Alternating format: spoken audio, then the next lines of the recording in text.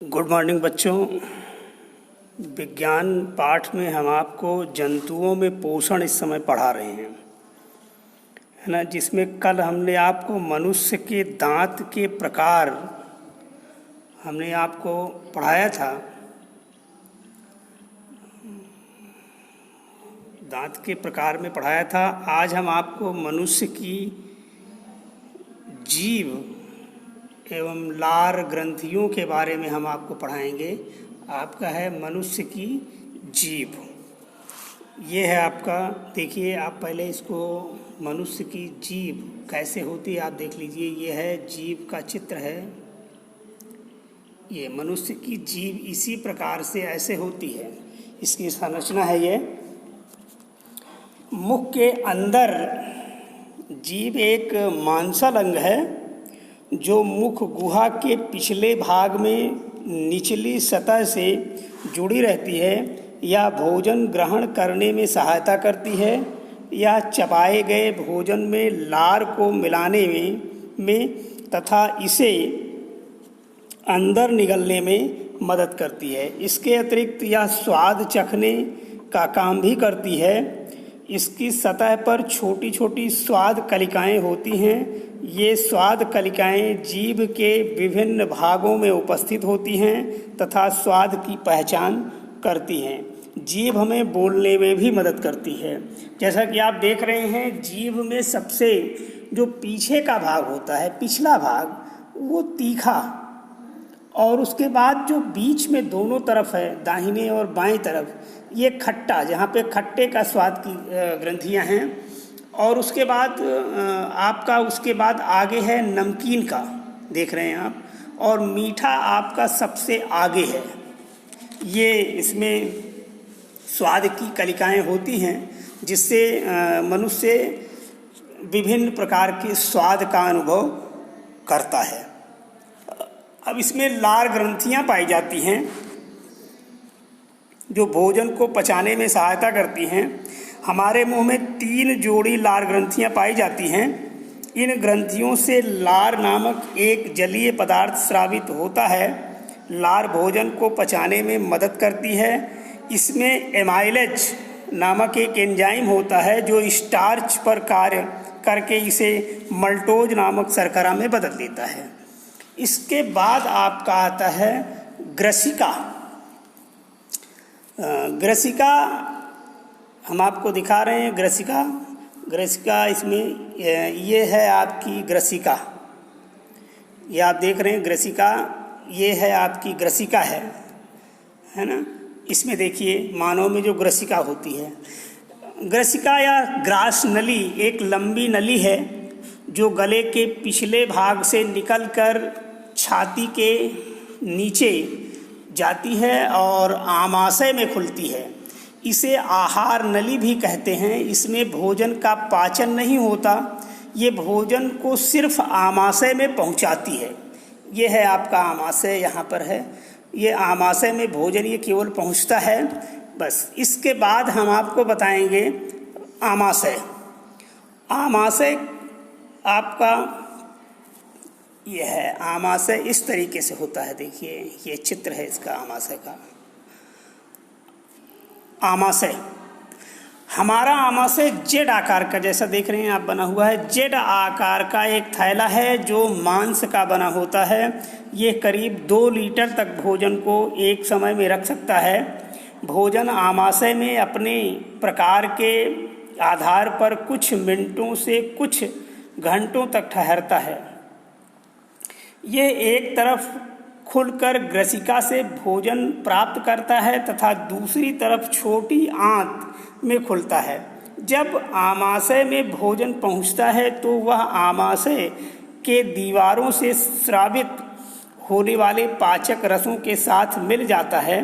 पाचक रसों में एक एंजाइम पेप्सिनोजिन होता है जो हाइड्रोक्लोरिक अम्ल के साथ मिलकर पेप्सिन में बदल जाता है।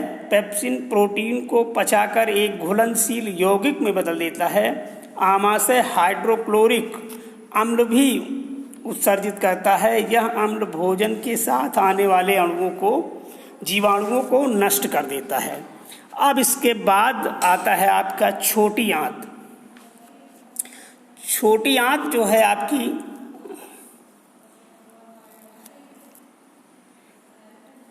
ये देख रहे हैं, ये आपकी छोटी आंत है। छोटी आंत लिपटी हुई एक लंबी नली है। यह करीब 7.5 मीटर लंबी होती है। जैसे ही भोजन आमाशय से निकलता है, छोटी आंत में प्रवेश कर जाता है। यहाँ पाचन का अंतिम चरण पूरा होता है। छोटी आंत यकृत यानी लीवर एवं अग्न्याशय से स्रावित पदार्थ को प्राप्त करती है। यकृत एक लालिमा युक्त भूरी ग्रंथि है जो पेट के ऊपरी भाग में दाईं तरफ स्थित रहती है। यह शरीर की सबसे बड़ी ग्रंथि है। यह पित्त रस स्रावित करती है जो पित्ताशय नामक थैली में जमा होता है। पित्त रस वसा के पाचन में एक महत्वपूर्ण भूमिका निभाता है। अग्नाशय भूरे रंग की एक बड़ी ग्रंथि, अग्नाशय भूरे रंग की एक बड़ी ग्रंथि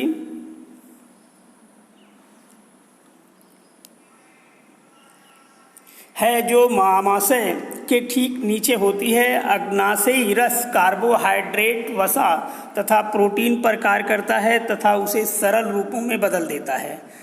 आंशिक रूप से पचा भोजन जब छोटी आंत के निचले भाग में पहुंचता है, जहां कार्बोहाइड्रेट टूटकर सरल शर्करा अणु अर्थात ग्लूकोज में, वसा वसीय अम्ल तथा ग्लिसरॉल में एवं प्रोटीन एमिनो अम्ल में बदल जाता है। इसके बाद आपका आता है बड़ी आंत। बड़ी आंत है, इसमें ये है जो भोजन हम खाते हैं वह पूरा पूरा पच या अवशोषित नहीं हो पाता है। भोजन का जो अंश पच नहीं पाता है वह अपशिष्ट रूप में बदल जाता है। यह छोटी आंत से बड़ी आंत में पहुंच जाता है। यह छोटी आंत की अपेक्षा चौड़ी होती है तथा इसकी लंबाई करीब 1.5 मीटर होती है। यहाँ अपशिष्ट में उपस्थित अधिकांश जल अवशोषित हो जाता है। यह अपशिष्ट जो लगभग ठोस बन जाता है, बड़ी आंत के सबसे अंतिम छोर अर्थात मलाशय में जमा हो जाता है। इसके बाद यह गुदा से होकर शरीर से बाहर निकल जाता है। यह प्रक्रिया विसर्जन कहलाती है।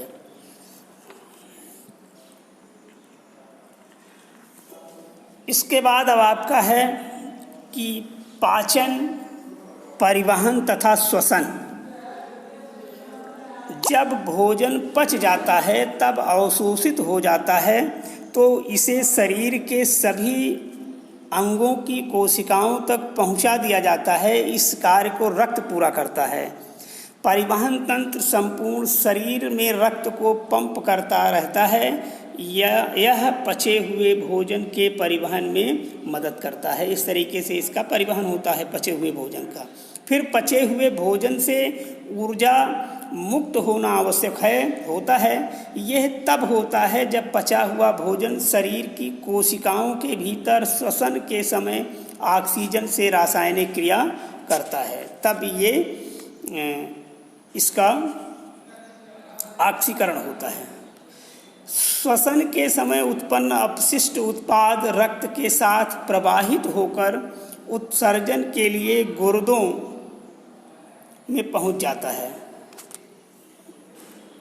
अतः ये कहा जा सकता है कि पोषण एवं श्वसन दो ऐसे जैव प्रक्रम हैं जो सजीवों को जीवित रहने के लिए ऊर्जा प्रदान करते हैं। आज आपका ये पाठ पूरा हो गया।